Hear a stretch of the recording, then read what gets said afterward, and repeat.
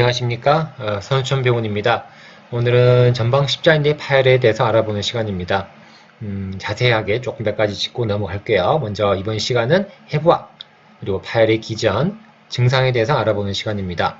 저번엔 영상에도 있었지만 또 다른 버전이죠. 전방 십자인대는 해부학적으로 두 개의 다발로 나누어집니다.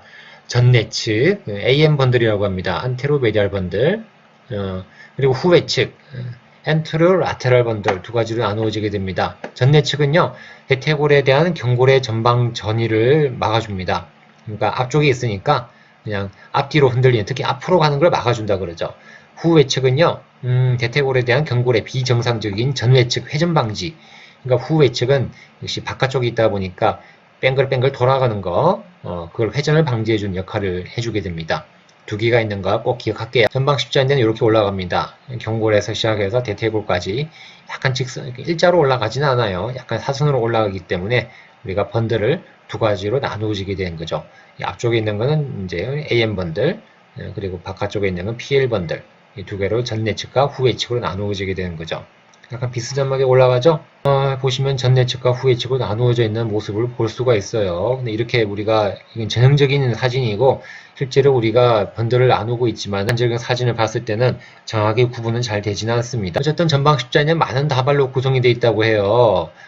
그래서 어떻게 시작되는지 경골의 특정 부위에서 시작돼서 대퇴골의 특정 부위에 끝나는데요.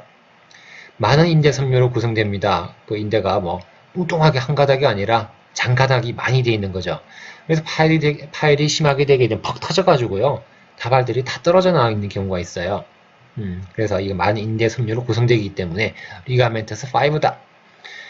굴곡에서 신전을 하게 되면요. 섬유들은 순차적으로 긴장되었다가 이완됩니다.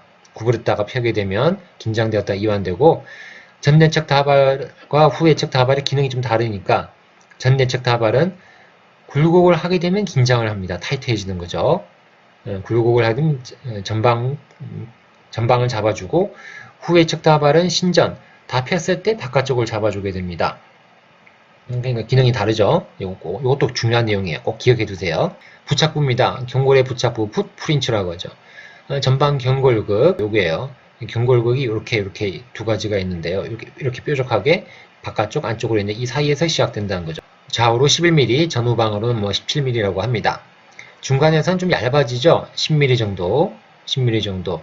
시작할 때는 얇아져요. 38mm 정도의 길이라고 하고요. 대퇴부 부착부에는요, 어디를 붙느냐? 외측 대퇴과 후내측. 그래서 올라가서 대퇴골 쪽에, 바깥쪽에 붙게 됩니다. 그래서 좀 리본 쉐입이라고 최근 이야기하죠. 밑에는 굵고, 위도 굵고요. 하지만 중간에는 좀 가늘어요. 그래서 리본 쉐입이다.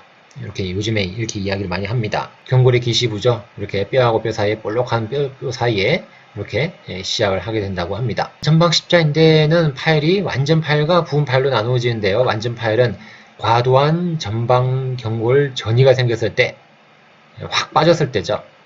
또는 전외 측에 과도한 회전 불안정성이 생겼을 때, 요거는 우리가 피벗 시프트 검사를 해보면 알 수가 있는 건데요. 어쨌든 앞으로 빠지거나 밖으로 빠졌을 때 회전 불안정성이 생겼을 때 완전 파열이 됩니다. 이럴 때 병적 이완으로 덜컹덜컹 거리는 거죠. 앞으로도 빠지고 축회전 검사에서 양성 소견이 생긴 병적 이완이 생기게 됩니다. 정상에서는 당연히 이렇게 예쁘게 보이게 되겠지만 파열이 되게 되면 이렇게 파열이 되는데요. 완전 파열이 됐죠. 부분 파열입니다. 부분 파열은 뭐 전내측만 파열되기도 하고요. 후외측만 파열되기도 하는데요. 전내측은요, 과도한 경골 전이가 유발되게 되면 파열이 되는데요. 하지만 후외측 다발이 정상이라 그러면, 전내측만 파열됐다 그러면 후외측 다발 검사를 해보는 게 피벗 시프트 검사인데, 여기에서는 거의 정상이 됩니다. 약하게 나타난다 그러죠. 이럴 때는 우리가 뭐 수술을 해야 되는지 안 해야 되는지 상당히 애매모호하죠. 또 후외측 다발만 파열됐을 때, 그럴 때는 전방전이 검사가 정상으로 나타납니다. 약한 검사에서 정상이 된다는 거죠. 그래서 우리가 이런 경우에 또 하지만 과도한 전외측 회전 불안정성이 있습니다. 그래서 피벗 시프트 검사 양성이죠.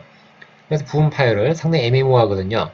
그래서 앞으로 당겼을 땐 양성이고 정상일 수도 있고, 회전 불안정성이 양성이지만 앞으로 당기면 정상이고, 이 두 가지를 다 봐가지고요.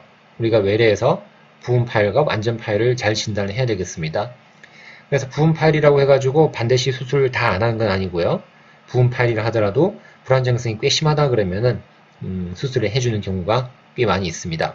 그래서 부분 파열은 약간만 이렇게 찌어지는 경우고 힐링이 되면 다행이지만 불안정성이 심해서 덜컹덜컹거리는 경우에는 수술을 해주게 되겠죠. 완전 파열은 거의 다 수술하죠. 그리고 또 이렇게 뼈가 떨어지는 우리가 견열골절도 있어요. 이런 경우에는 또 이렇게 붙여주는 수술을 하게 됩니다. 그래서 수술을 하는 경우는요, 부분 파열이 심할 때, 완전 파열일 때는 반드시 수술을 합니다. 파열의 기전, 비접촉성입니다. 과신전 상태에서 과도한 부하가 일어나게 되면 파열이 되는데요.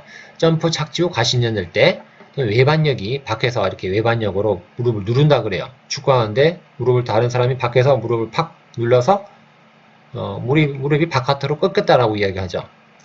갑작스런 방향전을 할 때, 또 감속과 함께 갑자기 정지할 때, 비정상적인 축회전이 생겼을 때, 이때 비접촉성 파열이 가장 많습니다. 하지만 접촉성 파열도 생기죠. 직접적으로 무릎을 못 꺾었을 때 타박이 생기게 되는 거죠. 파열의 기전, 이렇게 파열이 휙 돌아가니까 파열이 된다고 합니다. 파열될 때 느낌입니다. 급성 파열에서는 뚝 소리가 나요. 나는 사람도 있고 안 나는 사람도 있어요. 이거는 뭐 오지. 반드시 뚝 소리가 났다고 해서 완전 파열은 아니라는 거죠. 빠졌다가 들어온 느낌이 듭니다. 이건 대부분 느껴요. 밖으로 빠졌다가 들어왔다고 하고요. 뭐가 크게 엇나갔구나. 뭐가 안 좋아졌구나 라고 느끼게 되는 거죠. 만성 파열은요. 쉽게 엇나갑니다. 쉽게 엇나가고 삐끗삐끗 하는데요. 이렇게 잔잔하게 삐기 때문에 큰 통증은 잘 없어요. 그래서 이런 경우는 조심해야 됩니다. 급성 파열이 생겼는데 방치를 하게 되면 만성 파열이 되고 이런 경우에는 통증도 없기 때문에 연골도 안 좋아지고 관절염이 심해지는 거죠. 증상입니다. 급성 통증에서는요. 시간이 지나면 다시 운동할 수 있는 정도가 되는데요. 부종이 생깁니다. 부분 파열, 불안정한 파열에서는 심하지 않을 수가 있어요. 그래서 부종이 나는 없기 때문에 난 파열이 아니다 라고 생각하면 안 됩니다. 하지만 대부분 부종은 있어요. 통증도 있고 초기에는 봉이 힘들죠. 하지만 시간이 지나면 정상적인 봉이 가능합니다. 각도 제한도 생기고요. 감사합니다. 이번 영상에 대해서는 전방 십자인대 파열의 정의, 그리고 증상, 그리고 완전 파열, 부분 파열에 대해서 한번 비교를 해봤고요. 다음 영상에서는 검사에 대해서 알아보도록 하겠습니다. 감사합니다, 여러분. 선천병원 영상 역시 도움이 되고 있죠? 도움이 되고 있으니까 구독과 좋아요 많이 누르시면